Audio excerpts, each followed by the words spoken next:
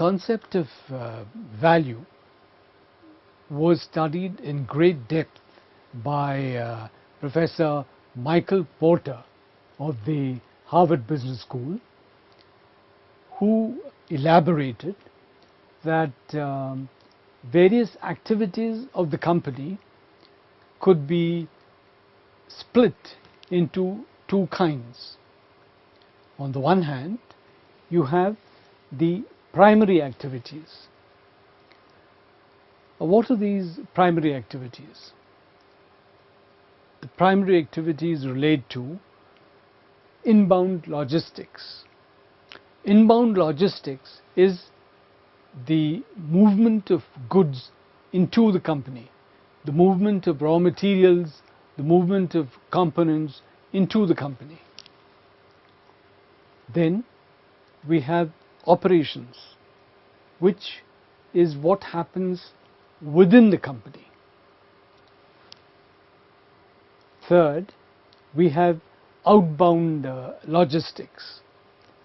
Outbound logistics is related to the movement of goods from the company. Then we have marketing and sales, which is the issue of relationships between the company and the consumer. Finally, we have the element of service, which is the after-sales service provided by the company to the consumer. So, these five: inbound logistics, operations, outbound logistics, marketing and sales, and service. These are the primary activities of an organization. Now, supporting these primary activities are four activities. These are the support activities. To begin with, you have infrastructure. Here we are talking about the soft infrastructure. That is, we are talking about the corporate headquarters of the company. Then we are talking about HR.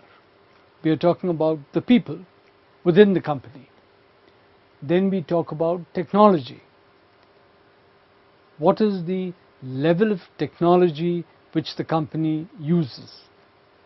And then finally we have the procurement function. What is the procurement expertise that the company has? Now, these four are support services which help the company to perform its primary activities. It is interesting to see value chain of the firm, which we said was composed of the primary activities and the secondary activities, and which created value to the raw materials and components and various other resources that came into the firm, which created value to these raw materials, components, and various other resources, and produced goods which were valued by the customer. This value system, this value chain of the company is part of a broader value system. The value chain of the company, which converts raw materials into products, that value chain is part of a larger value system.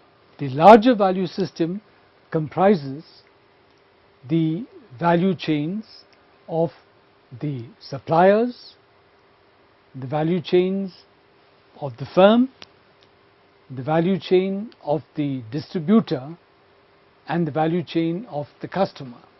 Here, of course, we are talking about a business customer who has a value chain. If it's an individual customer, he may not have a value chain, right? So, this value system is the combination of value chains of all the various elements which lie within which lie in the sphere of bringing in raw materials to creating the final product, right?